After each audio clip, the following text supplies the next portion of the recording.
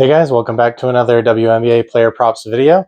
We've got a big 5-game slate tomorrow, and the props have been up for a couple of days now, so let's jump into it. Alright guys, so first let's jump into the recap of our last video a couple days ago. We had 3 best bets for you and no leans, and we had I think we've only had 3 losing days in the WNBA so far this year, and this was the 3rd one. So unfortunately we lost 2 of our bets and we hit 1 of them. So that is a losing day, our 3rd one so far, and our thumbnail did not hit for, I believe, the 2nd time. So I think our thumbnail has always hit except for 2. One was Aaliyah Boston when Caitlin Clark got ruled out after we'd already bet on her. And then one was in our last video, Kayla McBride. That was just a bad read. She just had a horrible game. The Lynx in general had a horrible game. So let's jump into it. The first one was Napheesa Collier over 12.5 RA. She had 12, and she got quite a few of those like in the last 5 minutes of the game. All of the starters for the Lynx sat for the last 1 minute of the game for absolutely no reason. So she could have probably got us that one more RA if she had stayed in the game. But it was looking like she wasn't going to hit it anyways for us by the end of the 3rd quarter. So it's all right. It is what it is. She hooked us there. And then Kayla McBride shot so badly, but even if she had shot well, she just didn't take enough shots to get to this 14.5 points line. She only took 7 shots. Luckily, she did make 5 free throws, I believe, so that pushed her points line up a little bit, but she missed almost all of her shots and just didn't take as many shots as I thought she was going to take. I thought she'd get to 9 or 10 shots taken, and if she just made half of those, she would have got us there. But she did not. She missed a lot of 3-pointers, and some of those would have been assists from Napheesa Collier. So we would have hit both of those plays if she had sunk some of those 3-pointers. Our one win on the day was our under, Kelsey Mitchell, under 19.5 points. The Lynx were all over her, and that left Aaliyah Boston and Natasha Howard to do most of the scoring for the Fever. So that brings our total NBA run up to 39-19-1, which is a 67% record on the season on our regular line best bet plays. Jumping into, I also wanted to mention that Napheesa Collier was a promo yesterday on 3 different apps, I think on Sleeper, on Better, and on PrizePicks. And I warned you, here is my X post warning you not to bet on Napheesa Collier. It says, everyone, not me, is on Napheesa Collier's points prop today. And there's no reason why she shouldn't hit it. But the hit rates aren't great for Collier or Better on the WNBA promo today. I will not bet against the future MVP, but I won't be taking this promo either. I did say Kayla McBride with some eyeballs, so that was obviously a bad call, but it was a good call not taking that Napheesa Collier promo. You shouldn't just be blindly taking the promos, guys. I have free promo data and hit rates in the pinned comment on X, or you can find it on my YouTube bio. That is available to you whenever you want. So if you ever want to know if you should take a promo or not, you can look at the app hit rates. And if you want to know the player hit rates or any more specific data, that is not available to you right now. I do plan on making it available in the future, but you can always comment on any posts that I make on X or YouTube, and I will look up the player hit rates for you on their promos. And I have that data for baseball as well, and for a lot of other sports. I just don't watch baseball, so I can't really give you advice on whether or not to take a certain player, but I can show you what the hit rates are. And I can tell you that the hit rates in baseball have been very, very good over the last month and a half. So jumping into the plays for tomorrow, I have quite a few of them for you. The first one, we are going back to Sabrina Ionescu over 21.5 PA. We took it at 22.5 PA last time, and it did not cash for us. She is over an 8 of 15 and under in the last 3 in a row, but she's way overdue for a good game, you guys. And now she gets the LA Sparks, which are such an easy matchup. The Sparks are a terrible team on defense. And she should be able to drop all of her 3-pointers against this team. If not, if they get up big, she starts passing the ball. That's why we threw the assist line in there. Although I do also like her points line at 17.5. That is below her normal points line of 18.5. So I'll probably end up sprinkling on the points as well. But my favorite bet is the points and assist combo. So the last 3 games that she played were against top 5 defenses, and the Sparks are a bottom 3 defense. So I just think that's the difference here. Our next bet is going to be a scary one, and you might not like it. If you just want to skip it, go ahead. But we are taking Paige Bueckers under 25.5 points and assists. That line came out at 24.5. It moved down to 23.5, and then now it has moved up to 25.5. So I think the books are kind of reacting to the betting market there a little bit. She's under in 7 of 13, so this is like a 50-50 coin flip essentially. She had 45 PA against the Mercury the last time that she played them earlier this season.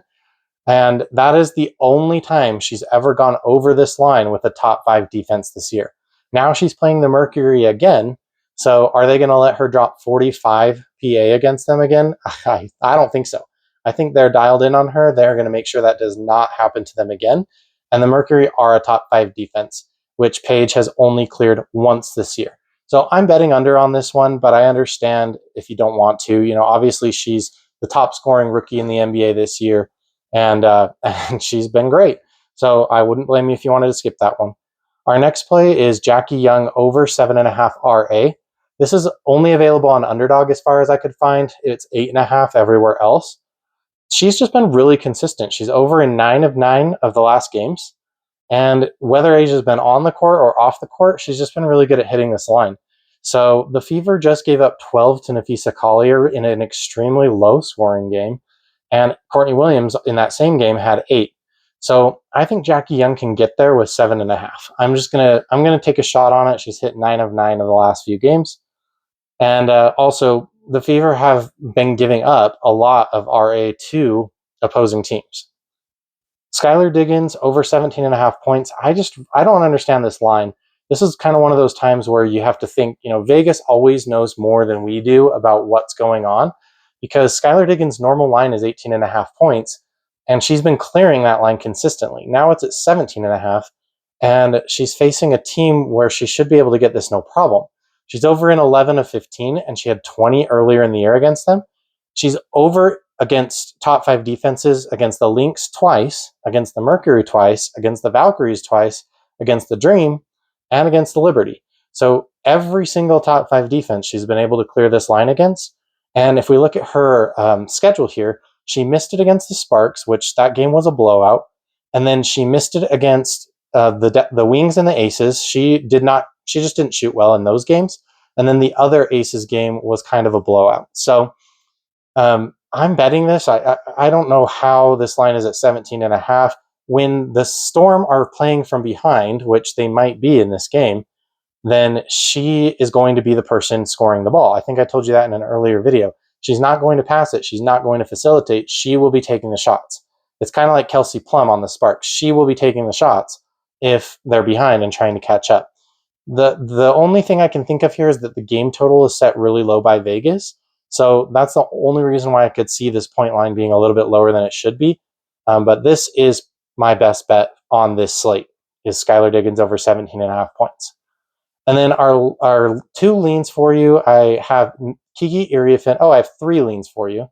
I have Kiki Iriefin over 18.5 PR. We just took her under in her game against the Wings, and she only had 2 rebounds. And the Lynx are not a good rebounding team, but they are still the best team in the league. So this is a little bit of a scary one. The Mystics are a good rebounding team. Kiki Iriefin and Shakira Austin are great together. And Sonia Citron gets in there for quite a few rebounds a lot of times. In fact, I kind of like her for rebounds as well, but I didn't make her a best bet or a lean. If I do, I'll definitely leave it in the pinned comment for you, or I will let you know on X, usually both.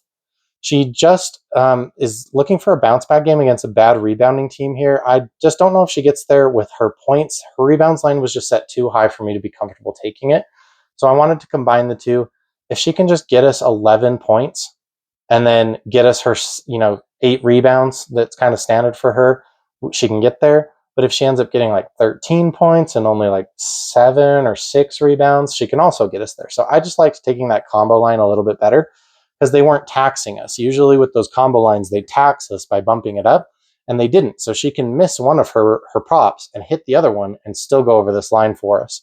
The Mystics had about 75 points per game in May. They're getting 80 in June.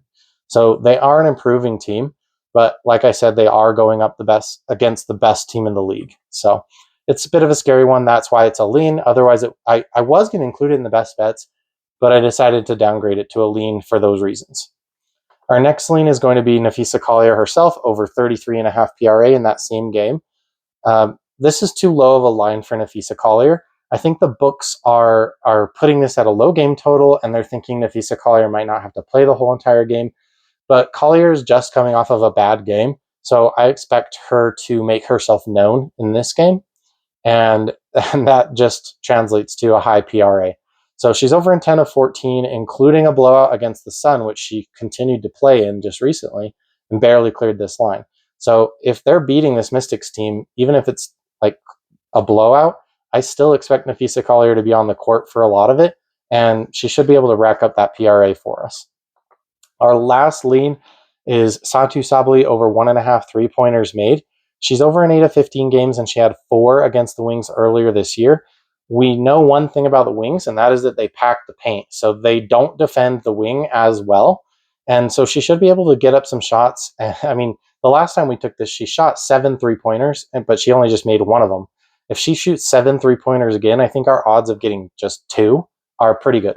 So those are my best bets and leans for tomorrow. I did check all of these before I filmed this video, and they were all still available on at least one app. So go ahead and go get them. So our summary is, first of all, we're starting with Sabrina Ionescu over 21.5 PA. She's due for a bounce back game against a bottom 3 Sparks defense. Paige Bueckers under 25.5 PA. She's going up against a top 5 defense. She did drop 45 on them the last time they played, but that's the only time she's been over this line against a top 5 defense. So I don't think they'll let her do that to them again. Jackie Young over 7.5 RA. She's been consistently over this in 9 out of the last 9 games. Skylar Diggins over 17.5 points. This is our best bet. The ball will be in her hands if they are playing from behind to catch up to the Dream. And she's been over against all of the top 5 defenses in the league this year.